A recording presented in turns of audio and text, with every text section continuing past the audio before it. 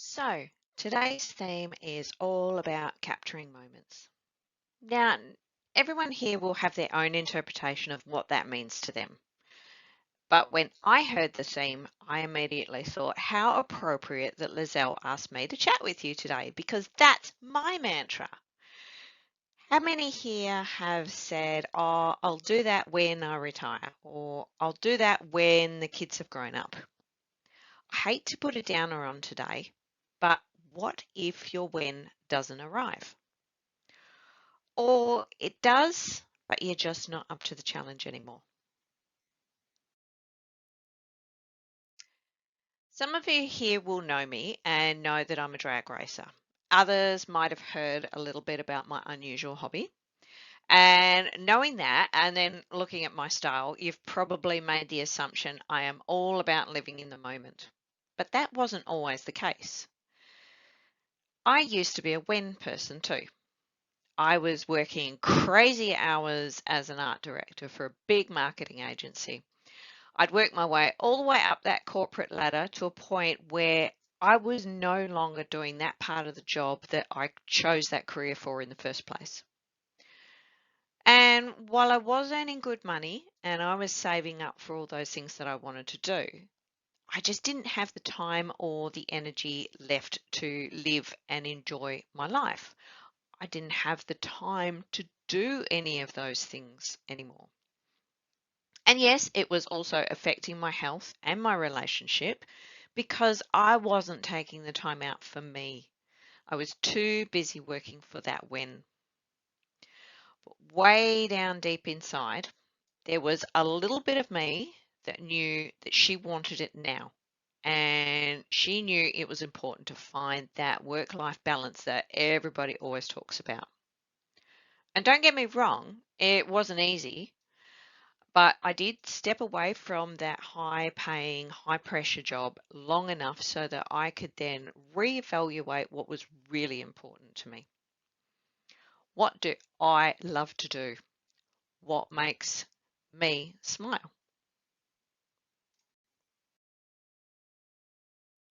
Well, I love spending time with my hubby Mick. We work well together in the shed, building, creating, and renovating. I love to draw and I love to create. And I love my motorsport and I love spending time with that motorsport family, whether it's helping out in the workshop, on the track, in the pits, or just enjoying time as a spectator. And I think that's a pretty good list of what I love. So, at the tender age of 40, when it looked like I pretty much made it, I found myself going through an early midlife overhaul. I quit the big agency to go and work for myself from home as a graphic artist. And I'm still doing this. I get just as much enjoyment now out of creating and drawing for clients as I did when I first started. And to be honest, most days don't actually feel like a real job, simply because I'm doing what I love doing. And I also purchased a highly modified 8-second LC Tirana race car with my hubby Mick. So at the time, I was kind of busy learning how to be a drag racing driver. As they say, we were living the dream. Life was really getting back to that list of loves instead of that list of wins. But sometimes, no matter how hard you try, the universe has some other ideas and it can put roadblocks in your way. I'm sure it just does it so it makes you, reminds you to go and take a step back and really reevaluate those dreams.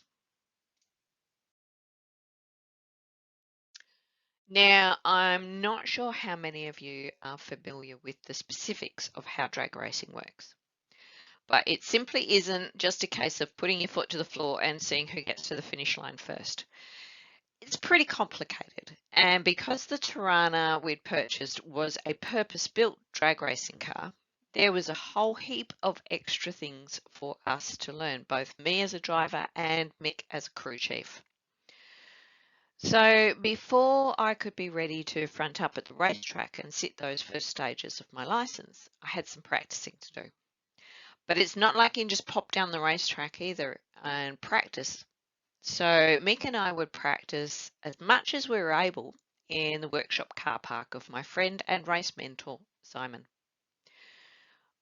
We couldn't do everything, but at least practiced some of the basics. Start procedure, burnout, the launch procedure. And it was simply just a case of getting used to being in the car. That was the main objective. So when that day finally arrived, I was supposed to have one last refresher practice, and then we were going to load the car up in the truck ready for race day the following day. But during the launch procedure, I held my finger on the trans brake for too long and I actually melted the converter. Even if you're not mechanical and you're not sure of the significance, the smoke and the burning smells was a pretty good indicator that I'd done something wrong. Outside the car, shouting over the loud engine, Mick and Simon were also waving their hands wildly, telling me, shut it down before I did any more damage. And in typical motorsport family style, Simon said, don't worry about it. You guys go home, get some rest. We'll work through the night and fix it, and we'll meet you at the track in the morning. So Mick and I trotted off home. Sure, the universe had tried to stop us from going racing. But motorsport people are pretty resilient, and I'm very stubborn. We've dealt with way much worse and with less tools. So the universe decided it was going to try again.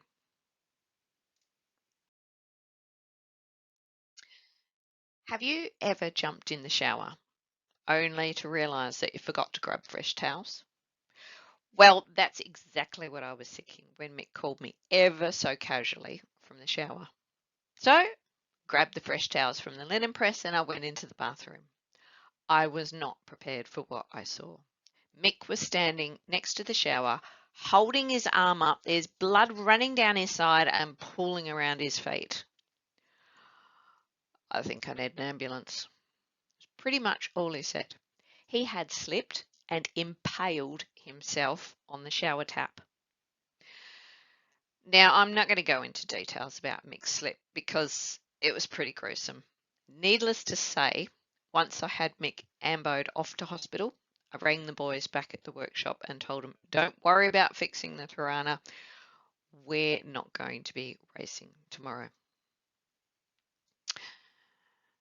But we also weren't going to let the universe put a stop to our dreams. I was still hell-bent on my list of loves, remember? But it comes in threes, doesn't it?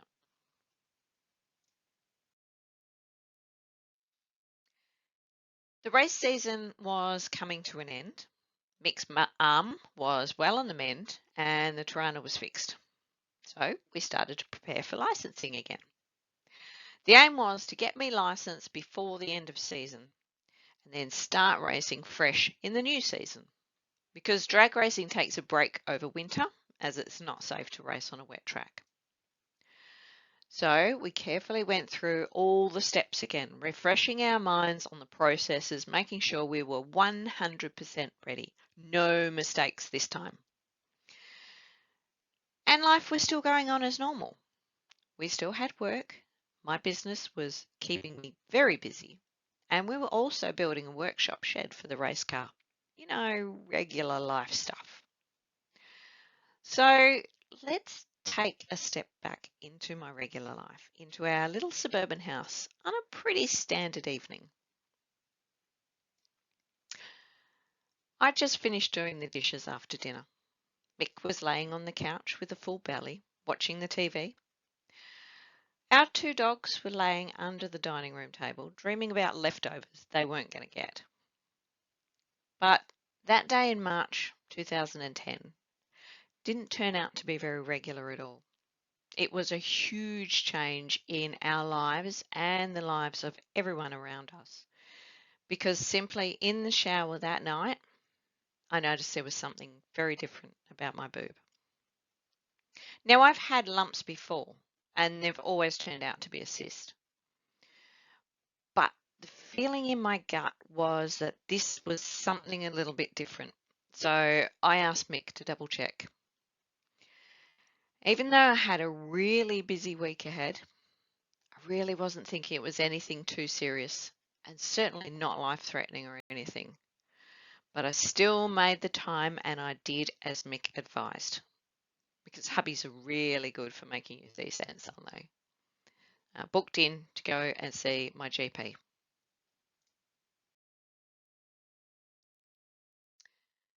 Then, at my GP's advice, I headed off to get a mammogram, which even though they knew exactly where to look, still didn't show anything much.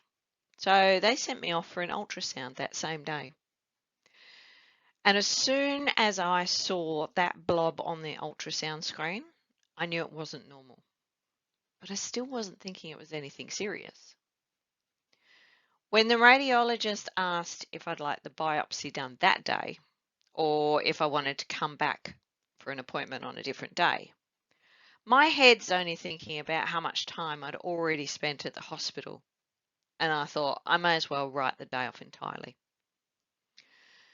So it really did end up being a very long day of tests, followed by several anxious days of waiting for results. And if you've ever had a similar experience, you know it's the waiting that really gets to you. Now, I should preface this by saying there is never a good way or a good time to receive bad news. Even if deep down in your gut you have an idea that it's not going to be good, you still can't truly prepare yourself for that confirmation. So when I got a phone call from my GP, and he's been my GP since I was like 16, and he's never called me before, I remember the words very, very clearly. I have your results, and I need to see you. And I'm like, I've got an appointment in a couple of days. But he was all serious. No, I've made an appointment for you at 3 p.m. today, and bring Mick with you. So it's at that point I start shaking, and my mind goes off on holiday. I'm not sure how I managed to call, but I called Mick at work, and then the rest of the afternoon became a total blur. So on a warm Wednesday afternoon, on the last day of March 2010, I find myself sitting with my hubby and my doctor, and I feel like I'm eavesdropping on a conversation in the next room because Dr. Mark had actually said it out loud. He used the words, Andy, you have breast cancer. There were no thoughts. There were no feelings. I just sat and I stared and I waited. And I could hear the occasional word, but mostly it was just white noise as I watched my doctor and Mick plan and discuss what the next steps were.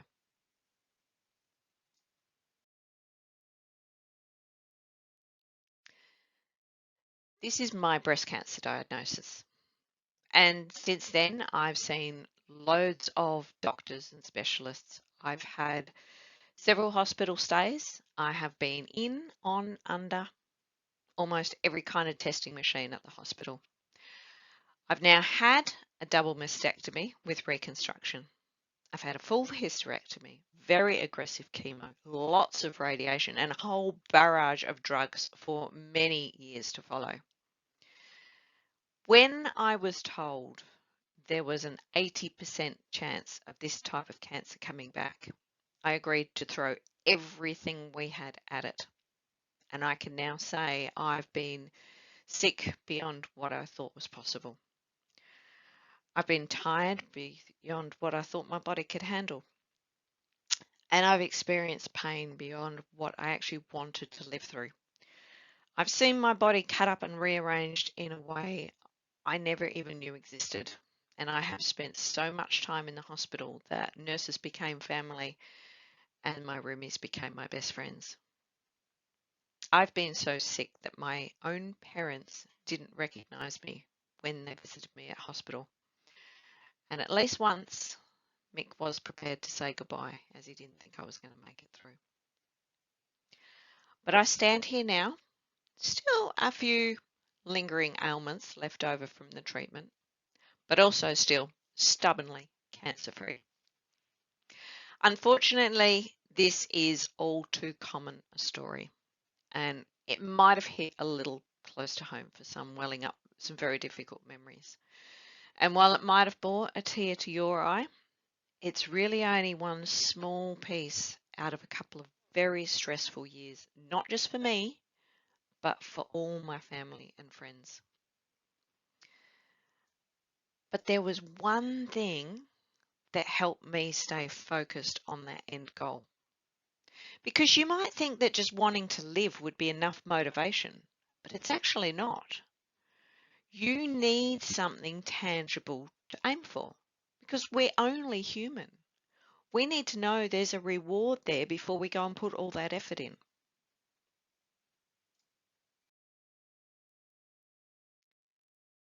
I was focused on getting better and fit enough to finally sit that drag racing license.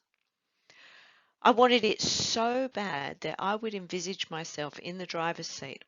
On my good days, I would visit the workshop, sit in the car and soak up all those residual racing smells. That simple act was enough to remind me what I was really fighting for. I even had photos of my car in the front of my diary, which I shared with every doctor, every nurse, and even my hospital roomies, letting them know what my goal was. In my mind, it was never a question of if, it was always a case of when. And the more I talked about it and the more I shared it with others, the more it became a focus and a very clear reality. Staying focused on the when was the main thing that got me through those tough times. It was what drove Mick to set up the treadmill in the living room, looking out that front window when my immune system was too low for me to go outside. It was what made me get out of bed every day when I didn't want to. And many people said I didn't have to. People were really quick to say, "You're sick. Let your body rest." It's also what drove me to the gym for rehab as my treatment neared an end, and I did embarrassingly short workouts and very odd exercises. I remember achieving 1 whole minute on the cross trainer machine and then taking another whole minute to get the energy to get off the thing again. For me, it was about having something you want so badly that you can win that crazy battle of willpower in your head, combating that little voice inside that says, "You're sick, take it easy, rest, sit on the couch, stay in bed."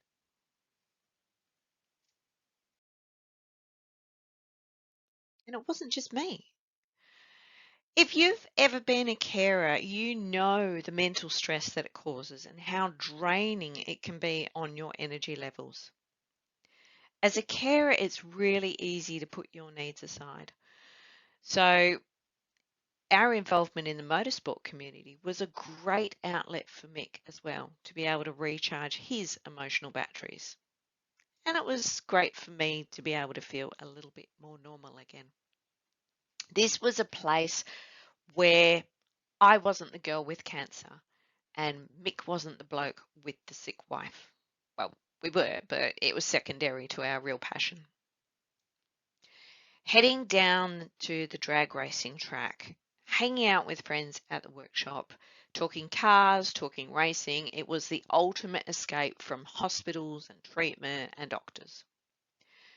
This was a supportive community who somehow knew not to dwell on the cancer conversations and instead they lifted our spirits by sharing a common passion.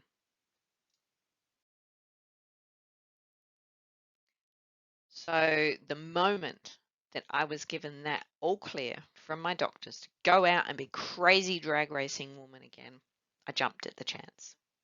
The hoist was lowered, the covers came off my little Tirana, and we packed her up in a borrowed truck, headed off down the drag racing track with a huge entourage of supporters. I had no idea I would have so many friends, family, fellow racers standing behind me that day to wish me every success on my dream that had been so cruelly delayed. And I raced that little car hard. You could not wipe the smile off my face or Mick's face all day. I actually made it all the way into the finals and I won a runners-up trophy in my very first race meet. But that's not what it's all about. Cancer reminded me of a couple of very important lessons that we tend to forget as we get caught up in all the rigors of everyday life. Focus on the when instead of the if, and surround yourself with the right people who are going to encourage and push you and remind you of your goal when you need it. And now you might think that's the end of the story. I live happily ever after, I continue racing, and I continue having fun. Well, kind of. I did keep racing, and we did keep having fun. But Mick and I decided that we wanted to find a way to share the benefits of our motorsport experience with others going through a similar journey.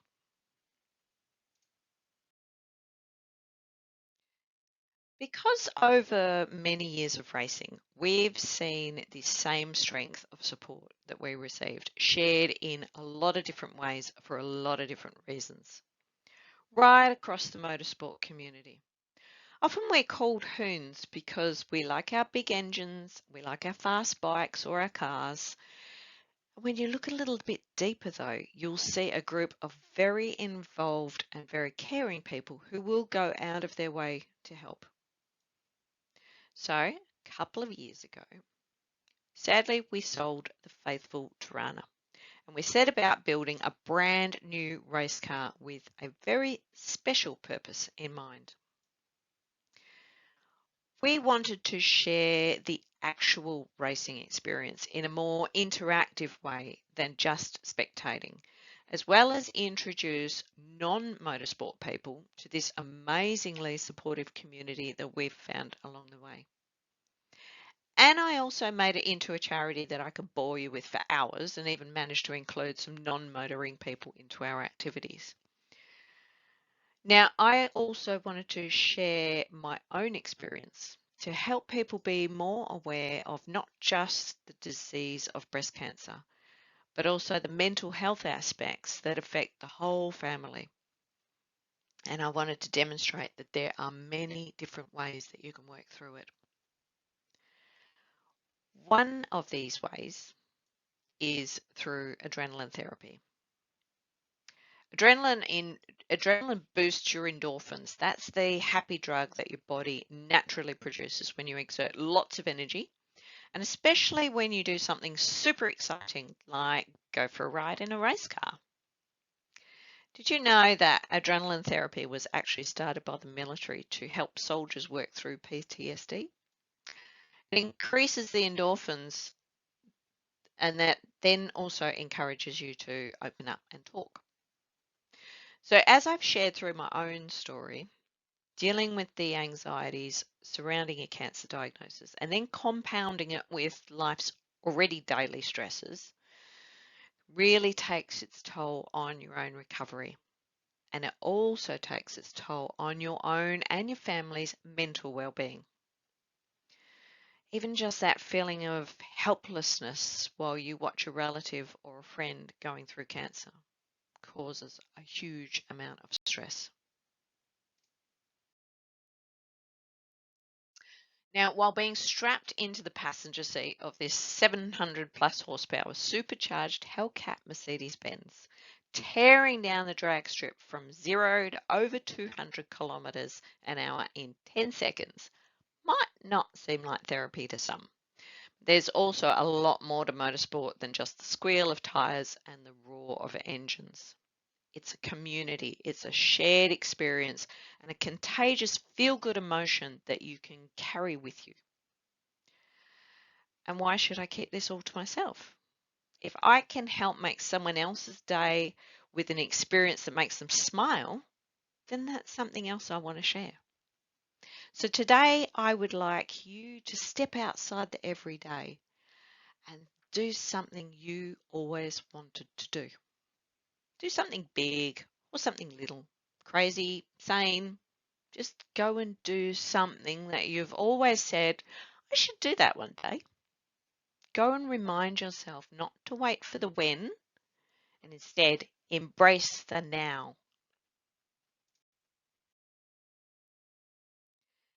And it's not just about capturing moments, but actively looking out for them so that you are open to them when they arrive. Now, before I go, I'd like to leave you with the shared experience through the eyes of one of my passengers. Now, you might think this is all about her, but what you don't see is the excitement of everyone involved before we leave that start line. My race crew, the safety people on the track, her family, and all the spectators. And even before she takes her helmet off at the end of the race, her new feeling of empowerment is shared with me through those bright, wide open eyes.